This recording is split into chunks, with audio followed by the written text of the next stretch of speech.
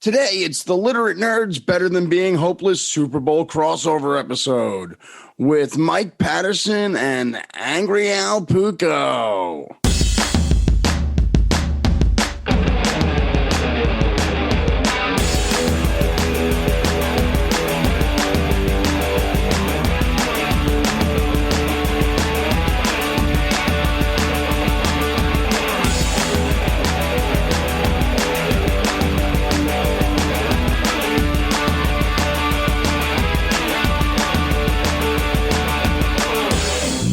Hey, everybody out there. This is a special Literate Nerds Better Than Being Hopeless Super Bowl crossover episode with my good friends, Mike Patterson and Angry Al Pucco.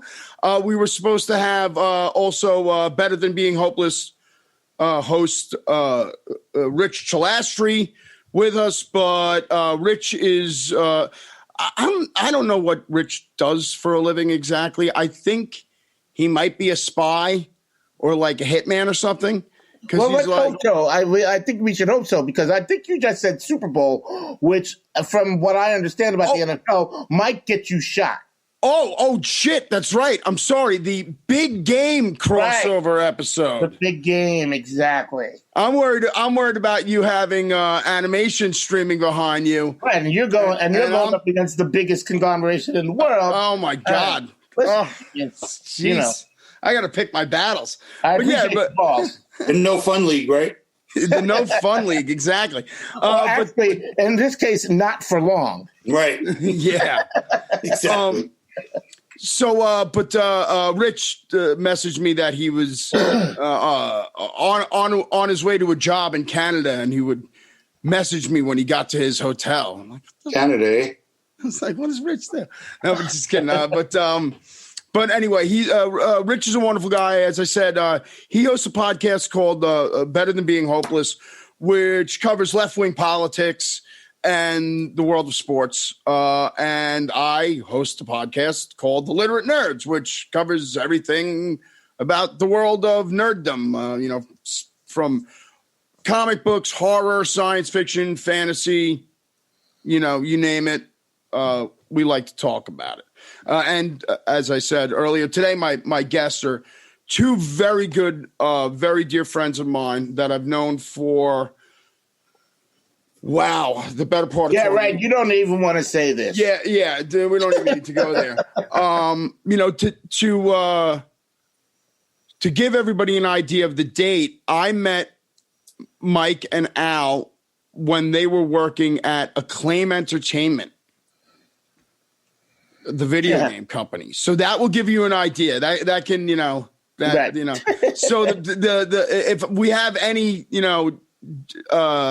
Gen Zers listening to this show, they can look that up and be like, Jesus, these guys are fucking old. Yeah, right. Yeah, just look up Turok, motherfuckers. NFL Quarterback Club. Yeah, 96, the one that never came out. Well, we're actually going to talk about in a minute. We're going to talk about sports video games. But our first segment is near mint to poor condition, where we discuss both a positive and a negative story from the world of nerddom. Today, we're obviously being football-centric. And our near mint is the massive Colin Kaepernick mural highlighting his activism that was unveiled in Tampa, which is just absolutely stunning piece. Awesome. And it's long overdue that not only is he being recognized for his activism and his philanthropy, but what a miss the NFL had with what an incredibly dynamic star he could have been. It's just so it astounds me so much. Yeah, I mean, listen. If I'm going to jump in here with this, when it comes to Kaepernick, it was a fraught time when the crap first hit the fan with that, and the idea that the NFL would know how to handle something like that is beyond. Yep. The ground was shifting beneath their feet, and they don't do good with the ground shifting beneath their feet. No, they got to be in control, right? Yeah, they got to be in control. That's their whole thing, is that they are the Mount Rushmore. They don't think about themselves as being, as being like affected by anything. They make the rules and they can do whatever. And that being said, there's a lot of these moves that they have made in the last year or so that are frankly just disingenuous. I'm with the freaking lip service. I understand, but I don't know. I don't know anybody that really feels that it's genuine. Okay, great for this mural. Great that they've kind of put themselves behind it. But who the hell believes that anything that involves Jerry Jones has anything to do with really being behind that? You got that right. Yeah, pretty much. Jerry Jones. Yeah, and they made it sound like Kaepernick wasn't an NFL quarterback. Come on, man. He brought the 49ers to a Super Bowl. A year removed before this nonsense, he was in the Super Bowl, and they almost won the Super Bowl. So just stop it. The only reason they lost that Super Bowl is because the fucking lights went out. Yeah. Right. Remember that shit? Yes, I remember clearly. But yeah, I mean, the guy can play football. the guy could play football. I mean, right, that probably. Who knows now? Years ago now. Right, so, yeah.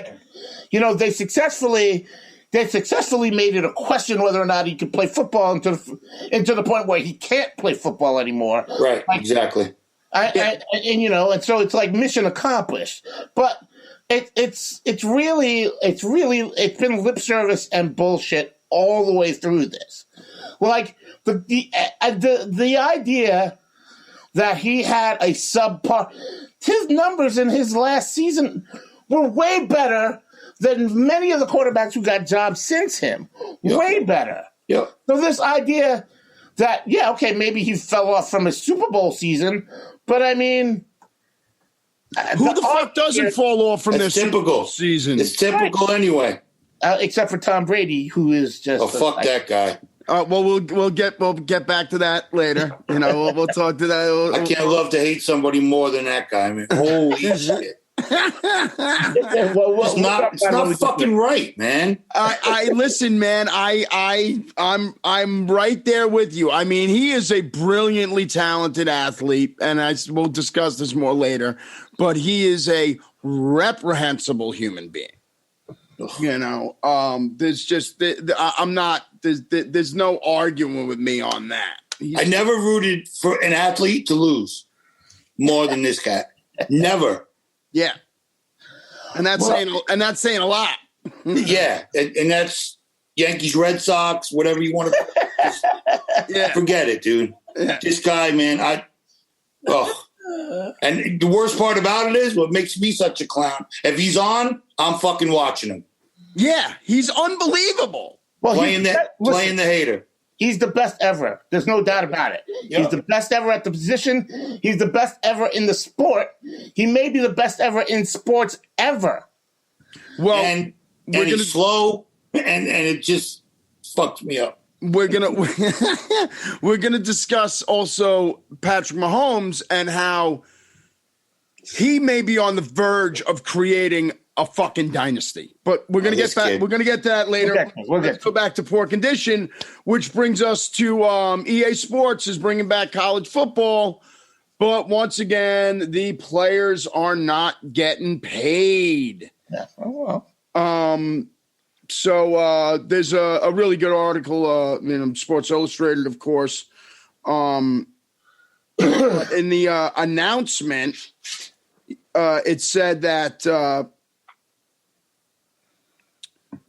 there's going to be something along the lines of over 100 teams, logos, and traditions, on-field traditions and stuff, but they're not using the names and likenesses of any of the NCAA players. Oh, really? That's crazy. I can't imagine why they... How do you play it?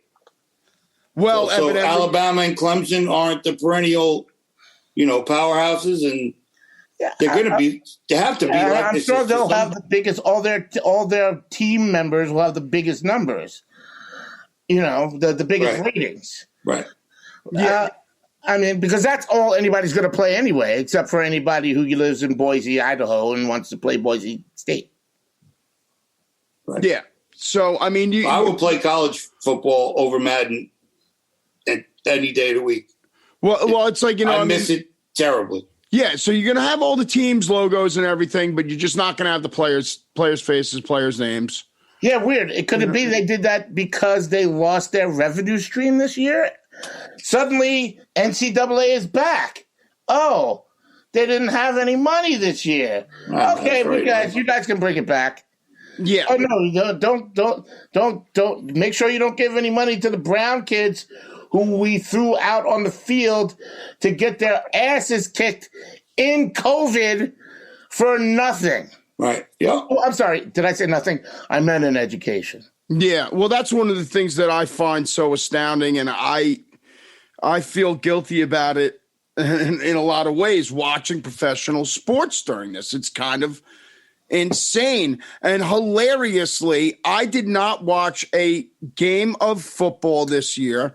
And as you guys know, I'm a Pittsburgh Steelers fan. And then I was actually lucky for you then. I was visiting a friend. I said, they got 12-0. I have not watched the game at all this season. I'm going to enjoy this Sunday game as I'm relaxing. And that was the first game they lost. Yeah. It went straight out from there. But the idea that these guys are playing, like we said, it's bad enough that the NFL has never addressed issues of their racism. The NFL never addresses issues of domestic abuse. They never address issues of pay disparity. They have completely ignored and actively tried to bury the concussion controversy. And here we are watching these guys playing football. Well, in the middle of a pandemic. Yeah. Well, if I could jump in here, the one thing I would say is this. Professionally, I don't feel as bad about it as the NCAA. Okay? Those kids don't get paid. That's true. These guys are getting paid. Now, granted, there is a 10% of them that are getting paid a shitload of money versus maybe 70% that are making, the same as a nurse. But still, they are getting paid. You are in the college ranks where basically, and I'm sure that you know this, but if you take a look at the highest paid state employees in almost every state in the union, it is the football coach of a state university. Yeah. Absolutely. It's ridiculous how much football programs get. Even teams that are not in the Power 5. Kids that do not get paid. So not only they are not getting paid, you're putting their black asses on the field during a pandemic and everything else be damned. Yeah, because they get their $100,000 education. Yeah, so what? Yeah, and what were you saying? What you're not allowed to actually take advantage of. You said not even teams that... Not even coaches in the Power 5. Yeah. Like, to build on what Mike said, that these guys are making... They're the highest paid in their state. The highest paid state employees. Right. And all I was saying is not even schools that are not in the Power 5. Yeah, we're not talking Penn State. We're not talking Alabama, Clemson. Alabama, No, I don't. Even teams in Conference USA and wherever else, whatever other smaller conference, these coaches are making $5-6 million a year. Easy. It's just insane money, fucking insane money. Well, because it rakes in all that money. But the thing about it is, and this is the thing that's really funny about this NCAA season, is that it's their first taste of not being able to fucking have college game day and their illicit fucking love affair with the ESPN, trying to push college football as the biggest sport in the country. When, I don't know if you guys, I know Al knows. I don't know if you know, Pat, about what. First of all, I fucking hate college football. Hate it. I fucking hate it. It's the worst. I'm the opposite. I love it, but that's okay. Baseball, I could watch Little League